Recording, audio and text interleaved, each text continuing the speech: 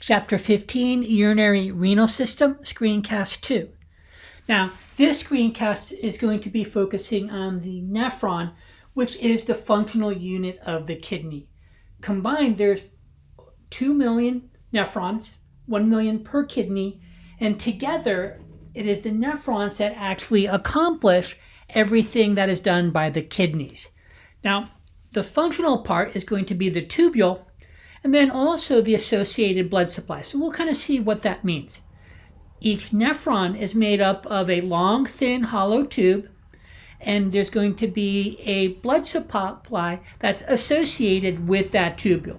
Now, when we look at the nephrons, I want you to think about this particular number here as an indicator of how hard our kidneys actually work. They're removing approximately 180 liters of fluid from the body daily. So that's what they're filtering. Okay? Think about that, 180 liters. Okay? That's approximately 90 2-liter bottles of pop. That's every day. All right? Think about that. Okay? That number alone really should hit home as to how hard our kidneys are actually working.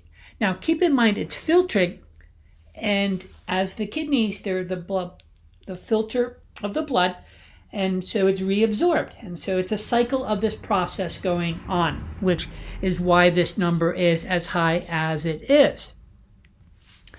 Now here we can actually see the glomerulus. This is actually a nest of capillaries.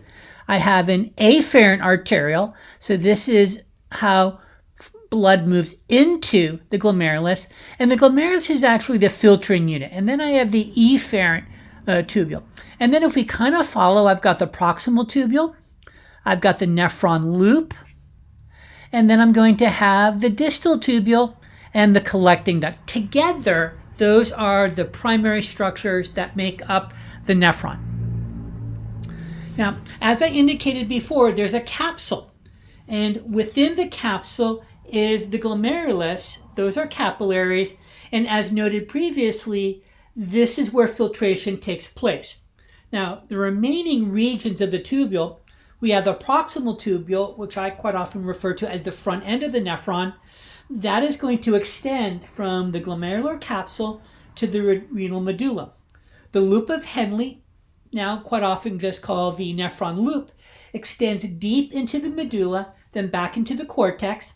There's the distal tubule, and then there's the collecting duct, which is actually shared by several nephrons, which empties into the renal pelvis. Now, as noted before, the nephron has its own blood supply, and we'll talk about those particular vessels.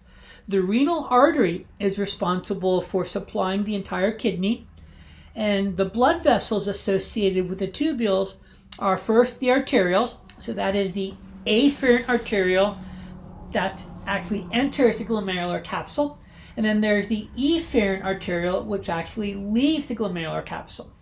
Now the capillaries are the glomerulus itself, so that's the network within the glomerular capsule, and they're the filtration unit. I have the peritubular capillaries, and they are associated with the proximal and distal tubule, and then I have the vasa recta, and that's associated with the loop of Henle or the nephron loop. The renal vein is responsible for collecting filtered blood from the kidneys and returning it into the rest of the venous system. Now here we can actually see everything. We can actually see the corresponding blood vessels and so on that were addressed previously.